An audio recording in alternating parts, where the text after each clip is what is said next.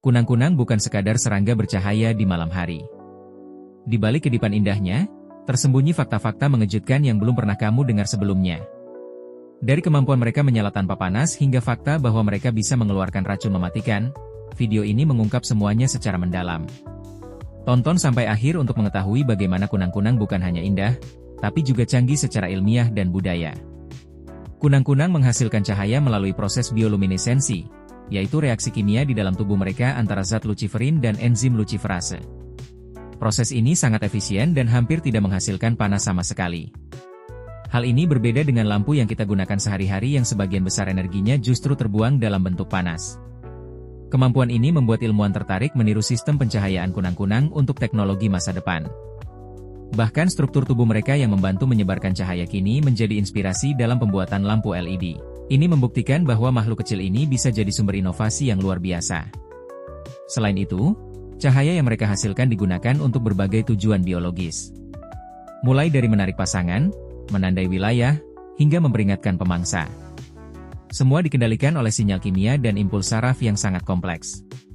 Beberapa spesies bahkan memiliki pola kedipan yang khas, seperti morse alam yang hanya dipahami oleh sesama spesiesnya. Ini bukan sekadar estetika malam hari, tapi bagian penting dari kelangsungan hidup mereka. Tanpa panas, tanpa listrik, dan tanpa teknologi buatan manusia, kunang-kunang menciptakan cahaya alami yang menakjubkan. Teknologi kita masih terus belajar dari mereka. Banyak orang salah mengira kunang-kunang adalah sejenis lalat atau nyamuk, padahal sebenarnya mereka termasuk dalam keluarga kumbang. Lebih tepatnya, famili Lampyridae yang memiliki ratusan spesies tersebar di seluruh dunia, terutama di daerah tropis dan subtropis. Ciri khas dari tubuh kunang-kunang adalah bagian abdomen atau perut belakang mereka yang dapat menyala. Struktur tubuh ini dilengkapi dengan organ bercahaya khusus yang tidak dimiliki oleh serangga biasa. Dengan bentuk tubuh kecil dan sayap tipis, mereka tampak sederhana namun sangat kompleks dalam fungsi. Keunikan lainnya adalah fase hidup mereka. Kunang-kunang mengalami metamorfosis lengkap mulai dari telur, larva, pupa hingga dewasa.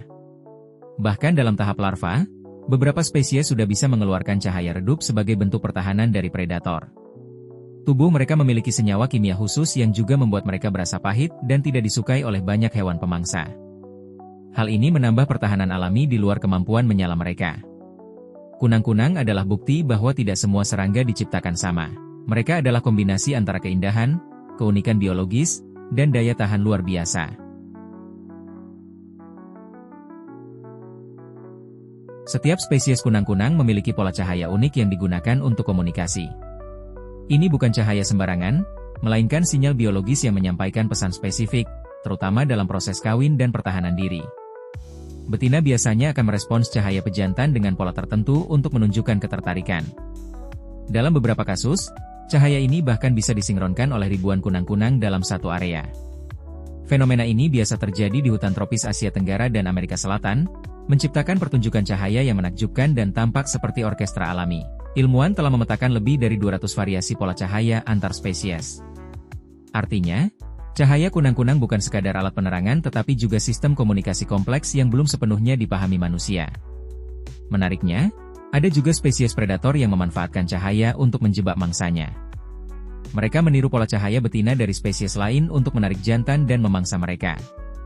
Ini adalah contoh manipulasi biologis di dunia serangga. Bahasa cahaya ini adalah contoh luar biasa bagaimana alam menciptakan sistem komunikasi yang tidak terdengar namun sangat efektif. Salah satu ancaman terbesar terhadap kelangsungan hidup kunang-kunang adalah polusi cahaya. Lampu jalan, gedung tinggi, dan kendaraan di malam hari membuat kunang-kunang kehilangan kemampuan untuk berkomunikasi dan mencari pasangan. Ini menyebabkan penurunan populasi drastis di banyak wilayah. Polusi cahaya juga mengganggu siklus hidup alami mereka.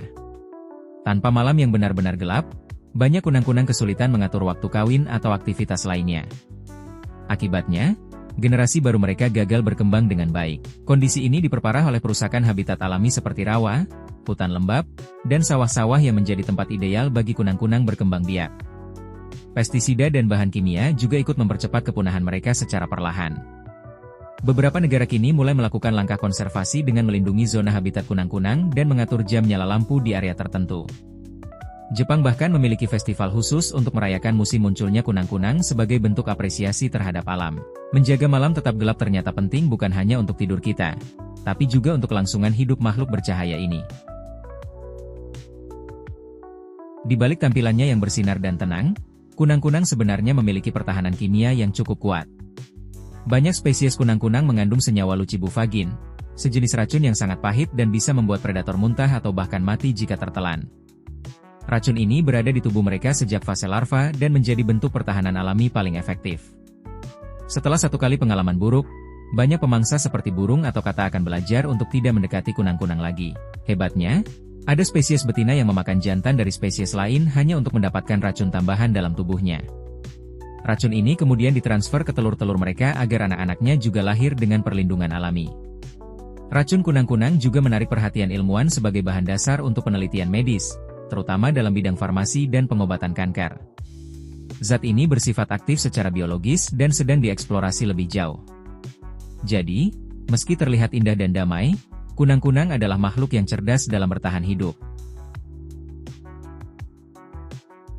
Siklus hidup kunang-kunang sangat singkat, terutama dalam tahap dewasa. Banyak spesies hanya hidup selama 1 hingga 2 minggu saat mencapai fase dewasa. Selama waktu itu, tujuan utama mereka hanyalah kawin dan bertelur sebelum akhirnya mati. Sebagian besar waktu hidup kunang-kunang dihabiskan dalam bentuk larva. Fase larva bisa berlangsung hingga 2 tahun tergantung kondisi lingkungan. Pada fase ini mereka biasanya hidup di tanah, memangsa cacing atau serangga kecil, dan bahkan bisa mengeluarkan cahaya redup. Karena masa hidup dewasanya yang singkat, kunang-kunang tidak makan sama sekali setelah bermetamorfosis.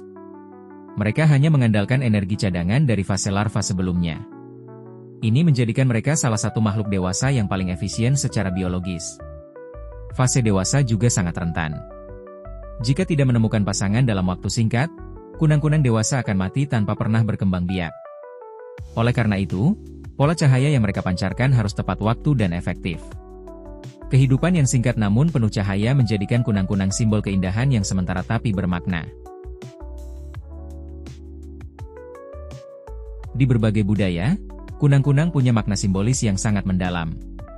Di Jepang, mereka disebut Hotaru dan melambangkan roh para leluhur atau pejuang yang gugur.